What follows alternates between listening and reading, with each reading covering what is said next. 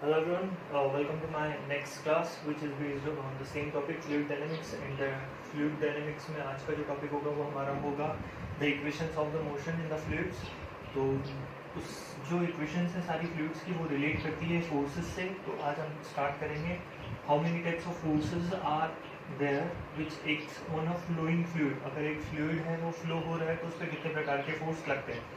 Newton second law के हिसाब से हम जानते हैं कि जो नेट फोर्स होता है वो दिया जाता है फ्लूइड का या किसी भी बॉडी का, वो होता है total mass into the acceleration of the moving body.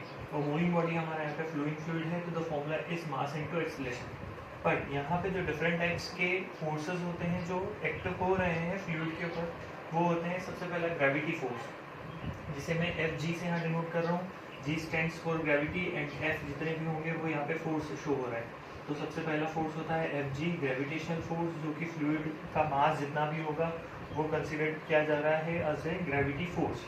Then here is the pressure force. अगर फ्लो की बात कर रहे हैं तो फ्लो कंडीशन तभी होगी पॉसिबल जहाँ पे प्रेशर डिफरेंस है, वहाँ पे फ्लो होता है।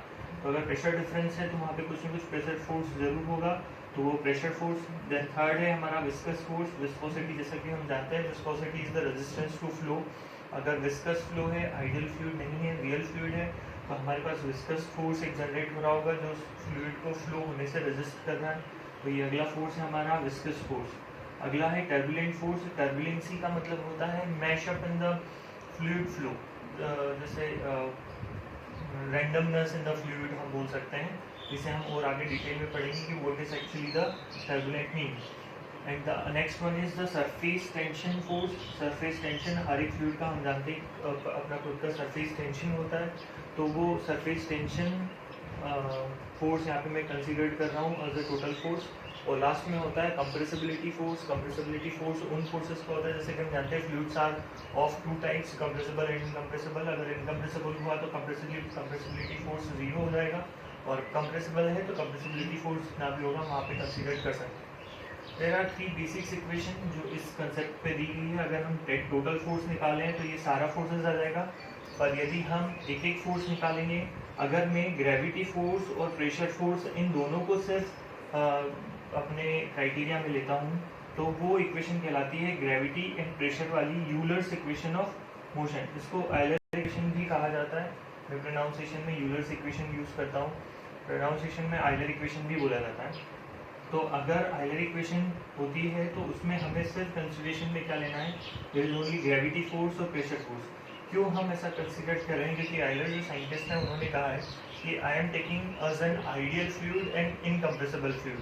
आइडियल फ्लूइड है मतलब विस्कोसिटी, वो लैमिनार है मतलब टर्बुलेंटी जीरो, ये दोनों जीरो हो गए। सरफेस टेंशन इज नेग्लिजिबल अगर मैं ग्रेविटी फोर्स और प्रेशर फोर्स के रेस्पेक्ट में बात करूँ, और इनकम्प्रेसिबल फ्लूइड है मतलब ये भी जीरो। मतलब ये चार फैक्टर इज नेग्लिजिबल। तो हमारे पास दो फैक्टर बचते हैं, gravity force and pressure force. तो इन दोनों को मिला के हमारी इक्वेशन बनती है, जो बनेगी वो होगी यूलर्स इक्वेशन ऑफ मोशन। तीसरा, अगर हम अगली मतलब जो इक्वेशन है वो है अगर हम विस्कस फोर्स भी काउंट कर लें, मतलब अब वो फ्लूइड रियल है, इनकम्प्रेसिबल है और टर्बुलेंट नहीं है, लैमिनार है, तो इन तीनों से इक्वेशन जो बनती है वो बहुत इंपॉर्टेंट इक्वेशन है, which is Navier-Stokes equation of the motion. Navier-Stokes equation of fluid बहुत इंपॉर्टेंट है, जिसमें हम क्या क्या कंसीडर करेंगे, ग्रेविटी फोर्स, प्रेशर फोर्स और विस्कस फोर्स। और अगला है अगर मैं टर्बुलेंसी भी ले लूँ, कंसीडर कर लूँ उसमें, मतलब gravity, pressure, viscous and turbulency, all the four forces are connected together to give the total net force which is equal to mass into acceleration. This comes in the Reynolds equation of motion. These are the main types of the equation. Four equations हो गई। ये एक basic equation है, एक Euler equation है, एक Navier-Stokes equation है और एक रेनॉल्ड्स इक्वेशन है।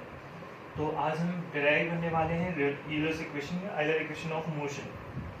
इसके बारे में बात करूंगा। जैसे कि हम यहाँ पे देख रहे हैं, मुझे करना क्या है actually, total force which is mass into acceleration, इसको इक्वेट करना है ग्रेविटी फोर्स से और प्रेशर फोर्स से। क्योंकि आयलर ने जो लिया है एक आइडियल फ्लूइड के लिए जो कि लैमिनार फ्लो में है, सरफेस टेंशन नेग्लिजिबल है, और आइडियल के साथ वो इनकम्प्रेसिबल फ्लूइड होना चाहिए। तो ये सारे चारों फैक्टर जीरो हो रहे हैं, बस मुझे करना क्या है, इन दोनों के वैल्यूज निकालने हैं। तो अब मैं स्टार्ट कर रहा हूँ Euler's equation of motion.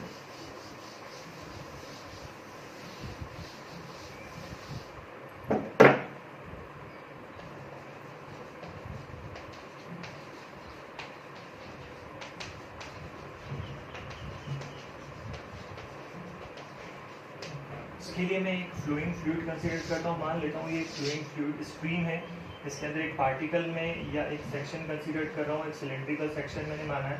Cylindrical section की जो लेंथ है वो मैं ले रहा हूँ ds, और इसकी जो वर्टिकल हाइट होगी, वर्टिकल डेटम से जो हाइट होगी वो मैं ले रहा हूँ dz। The area of the cylindrical cross sectional area जो है वो है dA, here is the axis. यहाँ पे जो प्रेशर लग रहा है वो है P। तो मुझे फोर्स डायग्राम, फोर्स एक्चुअली मुझे बैलेंस करना है, जैसा कि इक्वेशन में कहा है कि फोर्सेस की इक्वेशन है, तो मुझे फोर्स बैलेंस करना है। तो फोर्स हो जाएगा प्रेशर इनटू dA। यहाँ पे प्रेशर थोड़ा सा ज़्यादा होगा, कितना ज़्यादा होगा, वो प्रेशर P तो होगा ही होगा, प्लस उसके एडिशन में मुझे प्लस करना पड़ेगा। प्लस क्या करना पड़ेगा वो मैं देखूंगा, differentiation, partial differentiation of dP। कितना मैं आगे बढ़ा हूँ, ds मीन्स अपॉन में del s into ds। This is the increment in the pressure due to the distance ds। ये मैथमेटिक्स है कि कैसे हम एक डिस्टेंस कवर करते हैं पोलर सिस्टम में, तो वो कैसे इंक्रीज हो जाती है partial differentiation and exact differentiation में into dA, this become the force. ये दोनों प्रेशर फोर्स हो गए। प्रेशर फोर्स कितना लग रहा है इस साइड में, P इंटू डी ए, और इस साइड में ये total pressure into D A. अब मैं बात कर रहा हूँ यहाँ पे वेट बैलेंस की। वेट यहाँ पे लग रहा होगा सेंटर से डाउनवर्ड की डायरेक्शन में, W which is equal to M into g. Fluid में मास को कंसिडर कर सकते हैं हम लोग, mass is equal to density into volume, sorry mass is equal to density into volume. Volume is given by density and volume is given by the area and the length covered by that area.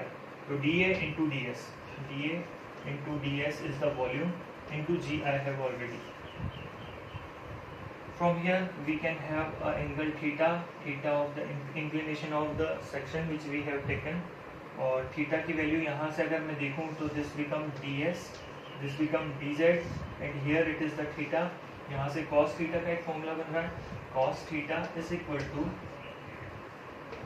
perpendicular upon hypotenuse means dz upon ds we got here. And there is one more thing, I have to break this W force which is weight force in two components. One is over here and other one is in the perpendicular direction of the section. जो perpendicular direction of the section रहेगा उधर theta नहीं है, तो यहाँ पे आ जाएगा W sin theta और इधर साइड आ जाएगा W cos theta. These are the two important forces which I have to take in the Euler's equation. अब Euler's equation से फिर से मैं स्टार्ट करता हूँ। नेट फोर्स जो हमारा था वो था मास इंटू एक्सेलरेशन, और मास इंटू एक्सेलरेशन जो कि इक्वल होगा gravity force plus pressure force है। तो ये फ्लो इस डायरेक्शन में हो रहा है, तो नेट फोर्स मुझे इसी डायरेक्शन में देखना है। इस डायरेक्शन में मतलब अपवर्ड में मान लेता हूँ, तो अपवर्ड वन इज पॉजिटिव और डाउनवर्ड में आने वाले में नेगेटिव मान लेता हूँ। अपवर्ड में जाने वाले फोर्सेस मतलब ग्रेविटी एंड प्रेशर, ये दोनों मैंने यहाँ पे निकाल लिए हैं इस डायग्राम में, बस अब मुझे सम अप करना है, समेशन निकालना है उनका। तो मास इंटू एक्सेलरेशन में निकालता हूँ अगेन। मास मेरे पास है rho into D A into D S, वही हो गया रो इंटू वॉल्यूम, मास हो गया, इंटू एक्सेलरेशन जैसा कि हम काइनेमेटिक्स में पढ़ चुके हैं। The acceleration is given by v into d v upon D s plus d v upon d t. ये काइनेमेटिक्स का पार्ट है। काइनेमेटिक्स के अलावा मैथ्स का भी पार्ट है। यदि एक फंक्शन है वो दो वेरिएबल पे डिपेंड करता है, which is velocity, distance and time, distance and time, तो उसको मैं एक्सेलरेशन को इस टर्म में ऐसे में कन्वर्ट करके लिख सकता हूँ। ये एक्सेलरेशन का फॉर्मूला है, तो यहाँ पे मैं उसी फॉर्मूले का यूज़ कर रहा हूँ। D v upon d t में ज़ीरो कंसिडर करूँगा। क्यों कंसिडर करेंगे? क्योंकि ये स्टडी फ्लो चल रहा है। स्टडी फ्लो मतलब टाइम के रेस्पेक्ट में अगर कोई भी चीज़ को मैं निकालूँ तो वो ज़ीरो आएगा उसका डिफरेंशिएशन, तो वही हो रहा है। टाइम के रेस्पेक्ट में वेलोसिटी का डिफरेंशिएशन जो आ रहा है वो ज़ीरो आ रहा है। What we have next year, यहाँ पे मैं इस वैल्यू को लिख देता हूँ एक्सेलरेशन को। एक्सेलरेशन हो गया v into d v upon D s, that's all I have. अब मैं इधर की बात करता हूँ, तो इधर बैलेंसिंग फोर्सेस मुझे लिखना है। तो ऊपर जाने वाले फोर्स कितने हैं टोटल? ऊपर जाने वाले फोर्स है p into D A minus, क्योंकि माइनस साइन इसलिए क्योंकि नीचे आ रहा है, यहाँ पे आ रहा है p plus del P upon del s into D S into D a, और ये वाला फोर्स भी नीचे आ रहा है, तो इसीलिए इसको भी माइनस में ले लूँगा मैं। W की वैल्यू है मेरे पास rho D A D S into G and cos theta. ये टोटल फोर्स बैलेंस इक्वेशन आ गई हमारे पास। Force mass into acceleration is equal to the pressure force plus the gravity force. Summation निकालना एक्चुअली हमें, तो प्लस माइनस में sign भी देखना पड़ेगा। अब इस इक्वेशन को मैं और आगे सॉल्व करता हूँ। इस इक्वेशन को सॉल्व करने के लिए मेरे पास डी ए यहाँ पे भी है, डी ए यहाँ से कट जाएगा। पहले तो मैं प्रेशर इंटू डी ए को minus pressure into D A से यहाँ से काट दूंगा। जब हम इस ब्रैकेट को खोलेंगे माइनस साइन पी के साथ भी जाएगा, माइनस साइन इधर भी आएगा, डी ए पी के साथ भी जाएगा, डी ए इसके साथ भी आएगा। तो माइनस का p into D a, p into D a plus कैसे कैंसिल आउट हो जाएगा।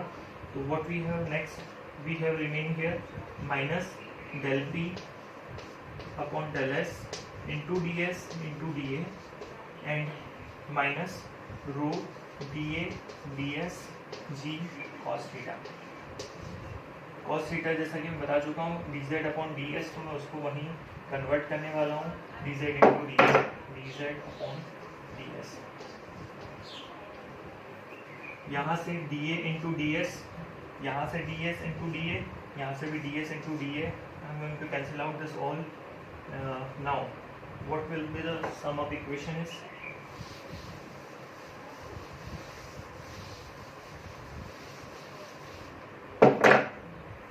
the equation will convert like this। we the remaining इधर वाले जो भी है वो नेगेटिव है, तो उधर लाके मैं उसको पॉजिटिव में कन्वर्ट कर लेता हूँ। तो सबसे पहले जो बचा है मेरे पास pressure del P upon del S, ये कैंसिल आउट हो गया था। Then plus I have rho into G D Z upon D S, rho G D Z upon D S. What we have next, this one rho v dv upon ds plus में रो v dv upon ds. This must be equal to 0 by dividing by rho from all the equation parts। तो यहाँ पे रो आ जाएगा, यहाँ से रो cancel out हो जाएगा, यहाँ से भी रो कैंसिल आउट हो जाएगा। This equation is known by Euler's equation of fluid motion।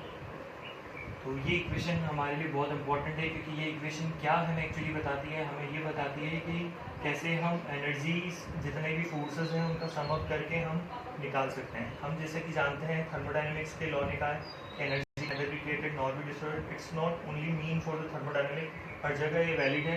तो एनर्जी कन्वर्ट होती है किसी एक फॉर्म से दूसरे फॉर्म में, तो वो ही अब नेक्स्ट सम अप किया था बर्नौलीज ने।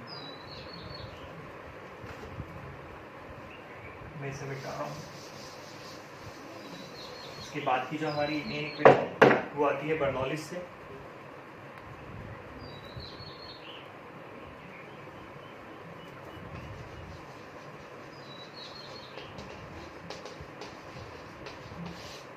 बर्नौलीज इक्वेशन सेम डेरिवेशन है, अब मैं इसी का यूज कर रहा हूँ इक्वेशन का।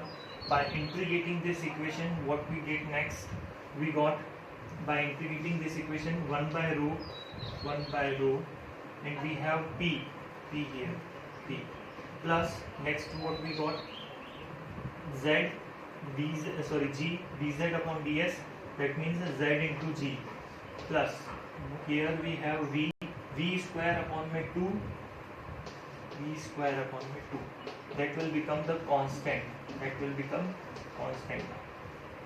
इसे मैं और कर रहा हूँ, g से मैं इस पूरी इक्वेशन को डिवाइड कर रहा हूँ, तो g यहाँ पे आ जाएगा, g यहाँ पे आएगा। क्यों हम ऐसा कर रहे हैं, क्योंकि ये इक्वेशन है, ये सब यूनिट्स कन्वर्ट हो रही है मीटर में कन्वर्ट हो रही है। ये इक्वेशन है actually Bernoulli's equation. Bernoulli's equation ये कहती है कि for a incompressible ideal flowing fluid the energy और the head at each and every point in the flowing fluid must be constant। हर एक जगह पे जहाँ पे flowing fluid है हमारे पास, यहीं ले लेता हूँ, मेरे पास एक पार्टिकल यहाँ है, एक पार्टिकल यहाँ है, एक पार्टिकल यहाँ है। हो सकता है वेरिएबल सेक्शंस में वेरिएशंस आ रहे हैं, मतलब एरिया चेंज हो रहा है, उस हिसाब से वेलोसिटी और प्रेशर में भी चेंजेस आएंगे।